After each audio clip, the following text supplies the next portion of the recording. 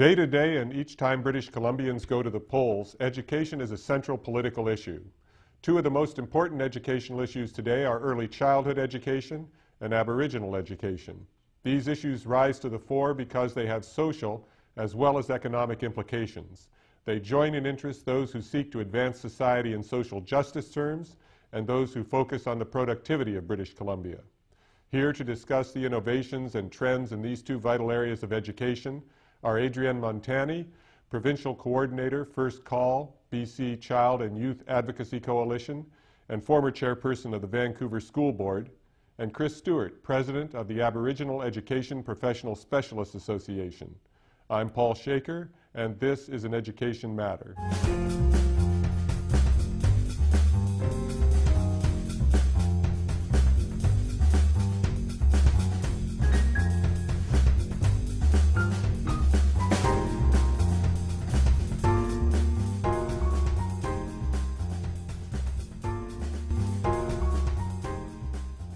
Welcome, Chris and Adrienne. Adrienne, economists as well as other people interested in education are strong supporters of increases in early childhood education. These groups don't always see eye to eye, but in this case they do. I wondered if you could talk with us a little bit about why the universal appeal of early childhood education to these disparate parties. I think it's a convergence of research evidence that both economists have looked at, and early brain development research on the plasticity of the brain in the early years. And they realized that there are huge windows of opportunity in those early years that are incredibly important for lifelong reasons, for lifelong health reasons.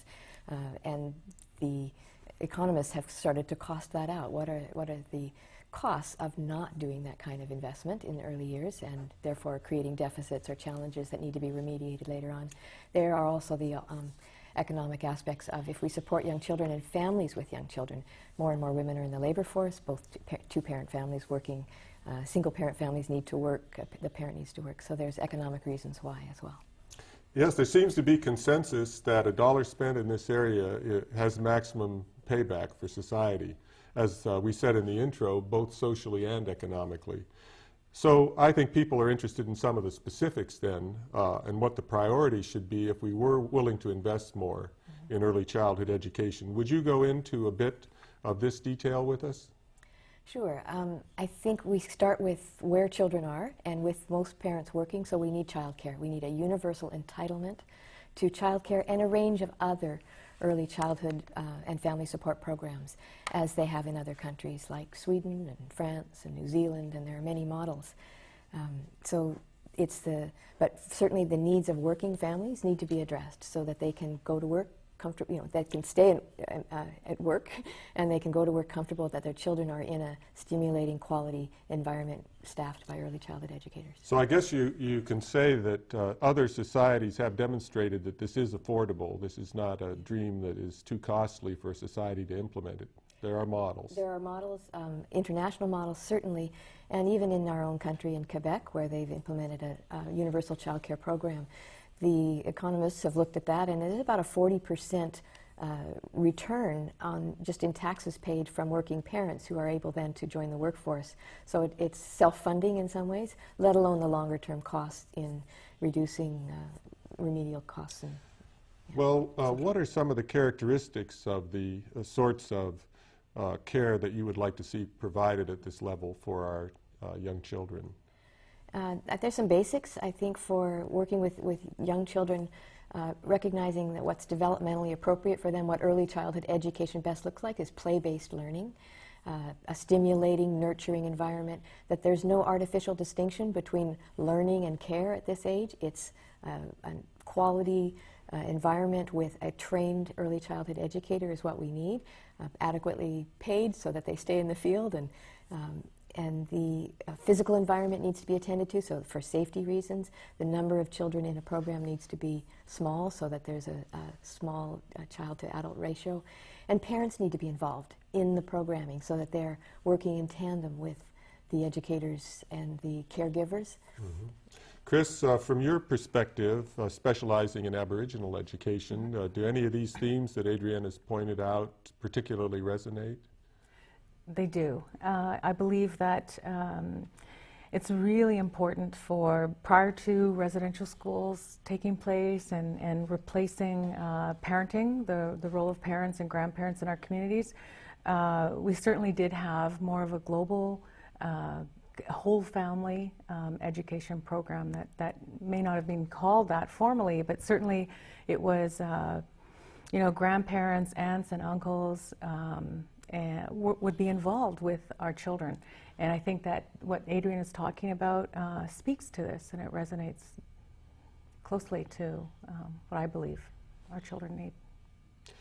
You mentioned the term school readiness as well as the term play-based.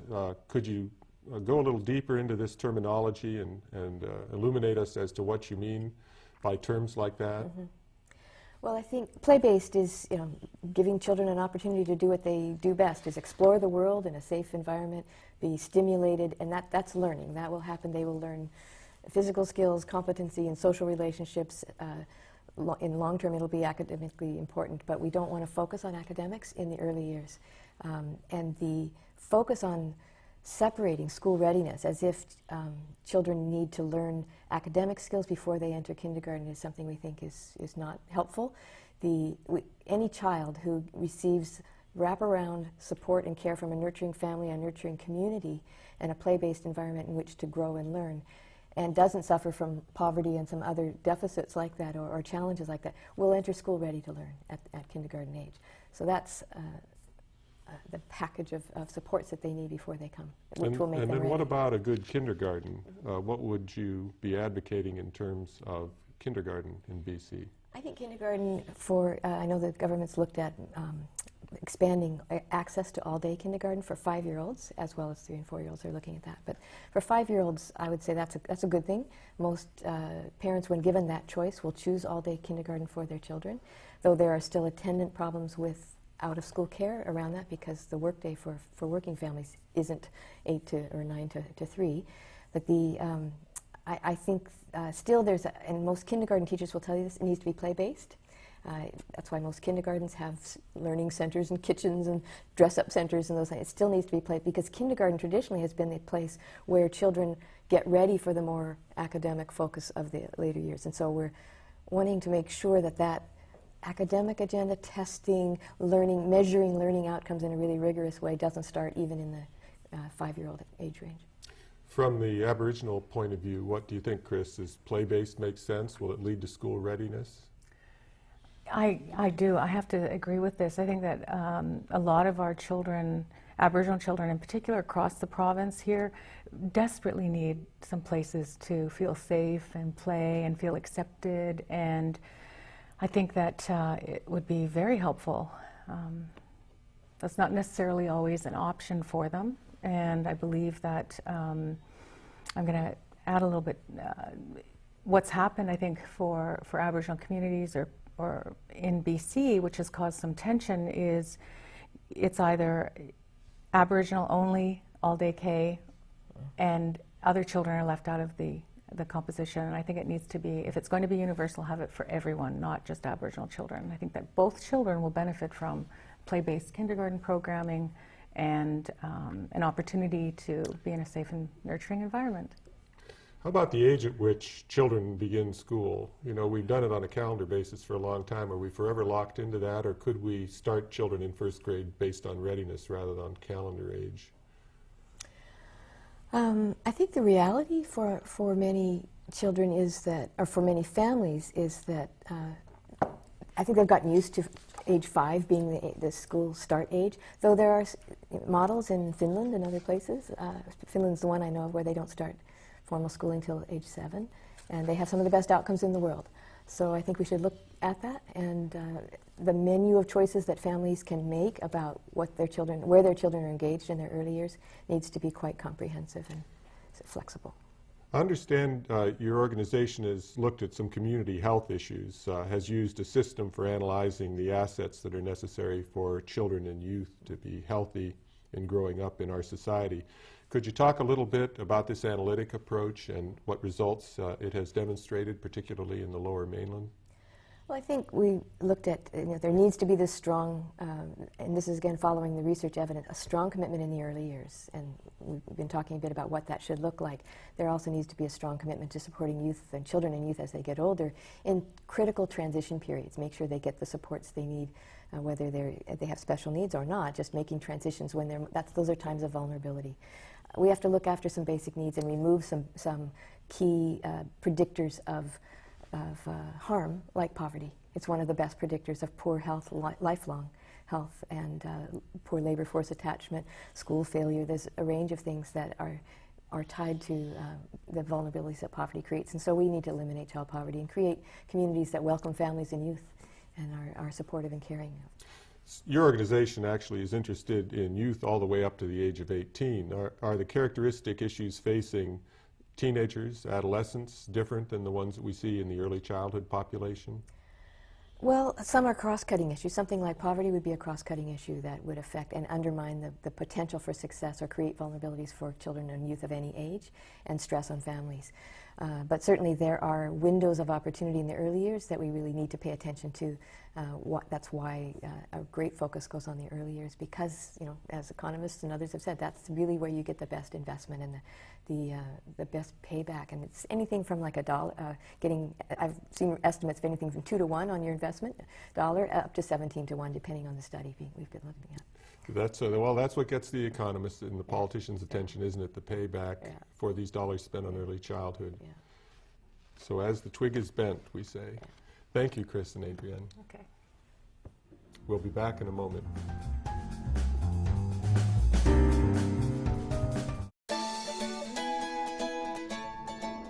For more than 40 years, the Faculty of Education at SFU has been delivering academic programs that are innovative and responsive.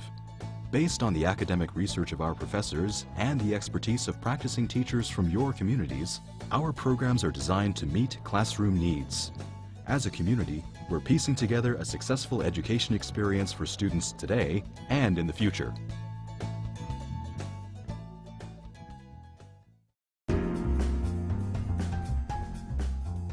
Our discussion today is on early childhood education and Aboriginal education. Chris, I wanted to ask you what some of the big issues are right now in Aboriginal education in BC. I know that you're connected to the whole network of teachers across the province who have an interest in this, as well as the universities, and you've worked in other roles around the province, so you have a great opportunity to sample what opinion is and what these issues are.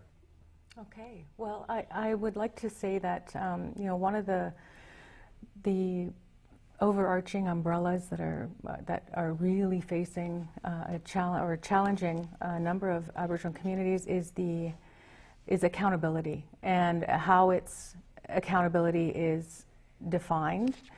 And it's, I guess, in many areas, there's Aboriginal communities have wanted accountability, have wanted to see that their children have and experience an quality education where they are graduating from public schools and band schools, and that hasn't happened, and it's still not happening as much as, or the numbers aren't as high as what Aboriginal communities would like, or the Ministry of Education would like. And now, having said this, I believe what's happened is, while Aboriginal communities say we want accountability, it's not the accountability that is being offered to Aboriginal peoples in the public system or private band system is the overuse of assessments, and in particular the foundation skills assessment, and that this is going to create a level of accountability for Aboriginal communities that will say our children are failing. And we don't need that kind of accountability. The accountability, I think, initially that Aboriginal communities wanted was to see that the 131 funding, the federal dollars that were transferred into provincial education system, were actually being used to provide a rich and enrich language and culture, and not to be taken and used to buy computers, or to recarpet offices, or to hire more admin staff. Yeah, it's a chronic problem, whether dollars spent on education reaches the classroom, reaches instruction. So accountability, you said a couple things as to what it would mean. It would mean staying in school, finishing school, Yes. seeing that the incremental dollars that are spent reach the classroom. Are there any other elements, indicators of quality, since you're speaking against some of the assessment indicators? Could you give any other indicators that you do see favorably? Well, I think exit interviews might be more appropriate. It's not time, it's very time consuming and labor intensive, but exit interviews of children and families from when they leave school, what worked for them. I think those, and listening to that feedback from students and families, parents, grandparents, teachers, admin staff, youth and family workers. I think exit interviews for children is critical, because there's certainly, we're seeing that the FSA is not giving that. It's a snapshot. It's not giving that information.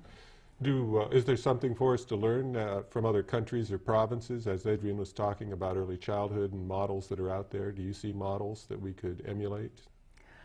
Well, there is, I mean, I agree with the Finland model. I also believe that there is a school in the interior of BC that is using, and it's not so much that they're using accountability testing for seeing the success of their students, but what they are seeing is that these students are from grade kindergarten to about grade 6.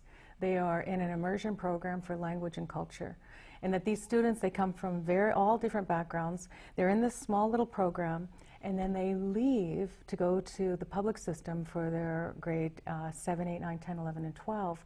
And they're finding, and what the findings are stating, is that these students are actually staying in school, and that they may have all of these other things happening in their lives that they have no control over, but they have a sense of self, that they have a strong foundation in language and culture, that when they enter into these public systems that are not, you know, they don't see their parents or relatives that are teaching in these schools, but they feel a sense of identity that's strong. They can speak their language, and they carry with them a purpose for why they're there.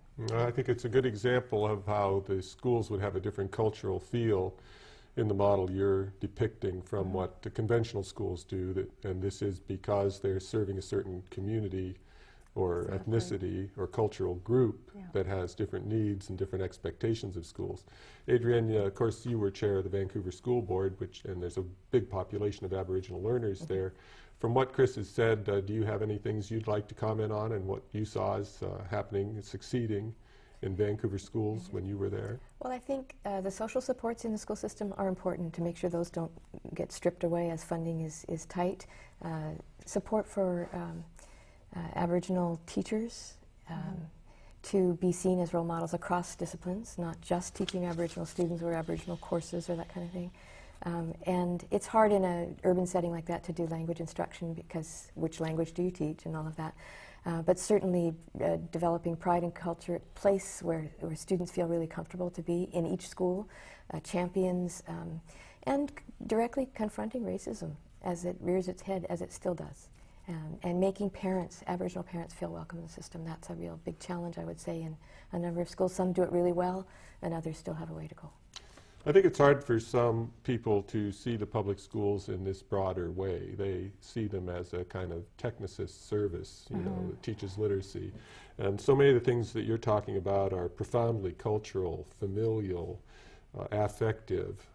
But I take it that you feel this is what's necessary for us to reach the levels of achievement in Aboriginal education that we want to reach. I'm hearing you say that. And can you tell us a little more about why the schools would need this character to serve this community? Okay. Well, I think, I mean, the long-standing historical problems with, you know, residential school, colonialism, I mean, and the fact that a lot of our children end up in care as a result of this historical, collective history we've all inherited here in Canada or BC or in the world. My, you know, reason, I think, for seeing this as a positive need to have happen is is due to that. And I think that our children are desperately in need of seeing some language and culture, and if it isn't language and culture, or language, at least some cultural reference point to either the traditional territory that our children are being schooled on, or it's a real need to have happen. Adrienne, it sounds like schools would need a lot of autonomy, that each catchment in its school would need a good bit of freedom to respond to the context, the cultural context they're working in. Did you see, as in your role formerly with Vancouver School Board, that schools had that kind of autonomy? I would say yes and no. Yes, from the school district, that kind of autonomy is sometimes given. I would say they're struggling with provincial Ministry of Education mandates, the focus on standardized accountability in a way that it interferes with the ability to, at the school level, to differentiate at the school level, to be creative and innovative at the school level. So there are snags in the funding formula, in the amount of time spent on doing homogenized school plans that all have to look the same, and so some of those accountability contract kinds of things are just really in the way. It doesn't have to be centralized accountability or no accountability, right? Absolutely. There can be accountability generated out of the individual schools. Absolutely. I mean, I've seen it at Manitoba, in my experience here in Canada, and I know in Nebraska there are ways to generate the accountability from the grassroots up. Absolutely. I would hope that that school you described in the interior has the opportunity to justify its reforms by its own, developing its own accountability system. Yes. And the social context, Chris, I know that the Aboriginal educators are interested in. What needs to be going on in the community around the school, outside the walls of the school, to set the stage for Aboriginal education to succeed? Well, I think that in terms of I think some of the things that have happened in universities and teacher education programs, SFU is probably one of the leading universities, faculties of education, where they offered a teacher education program that focused primarily on Indigenous perspectives. And in that, and I've seen some of the students who've graduated teaching in public system, and they're not necessarily Aboriginal, but they have an ability they've learned through this program, as well as teaching the canon of education, they've learned how to understand their own unearned privileges. And they've been able to practice this in a safe environment so that when they're in schools, it's there. So when they go into community, both working with Aboriginal communities, be it in the urban area or a non-urban area, they're able to negotiate with parents. They're able to talk to them from a place of understanding. So I think that that's one area where I believe that the education system and universities have worked. And I think work through our unions. I think that there's been some really good work that's happened there. I think working with Ministry of Children and Families, I think it's coming together. It's slow, though. I mean, it's very slow. And I wonder about the funding picture. You have some reason to observe funding patterns. Are we funded adequately for the reforms that each of you would like to see happen in your fields of endeavor? I'd say no. Certainly the K-12 system alone is underfunded and has had a number of supports stripped away over the years, and it's become leaner. So that to make that work, we need greater funding, because there's great inequities created when public education is underfunded, and therefore well-off neighborhoods do better than poorer neighborhoods, and the promise of public education is undermined tremendously. In the early childhood field, or the early learning mandate that's been given to the Ministry of Education now, I think it's incredibly important that that be new money, and understand that that's a new entitlement for young children, and not be carved out of the K-12 funding package, which is already inadequate, but understand that the research around the payback on that investment is real. So it's not just rhetoric. You know, it actually will cost less for remedial education and other kinds of social costs down. But we have to make the investment now in those early years, as well as sustain and enhance what's available for K-12. Thank you, Adrienne, and thank you, Chris. We'll be back in a moment.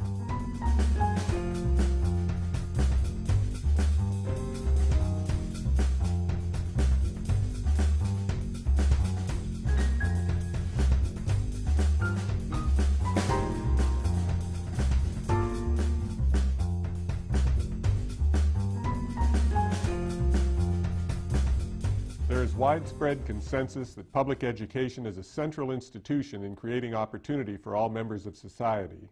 The specifics of how to mobilize education resources in such a pursuit is widely debated.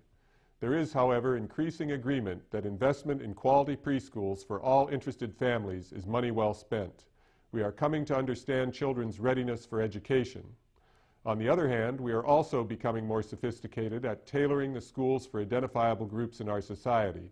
Among these are non-English speakers, immigrant, and Indigenous students. Our great institution of public education is rising to the challenge of the specific as well as that of the universal. The scope and scale of these tasks demonstrates how important it is that we communicate about education and work together on our common mission to raise up future generations. Thanks for watching Your Education Matters.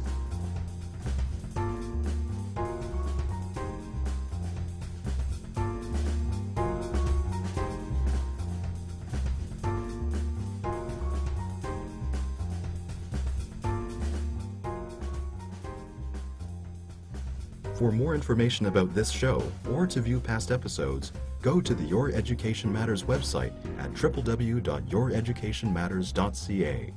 The views and opinions presented in this program are not necessarily those of all faculties, staff, or administration at SFU.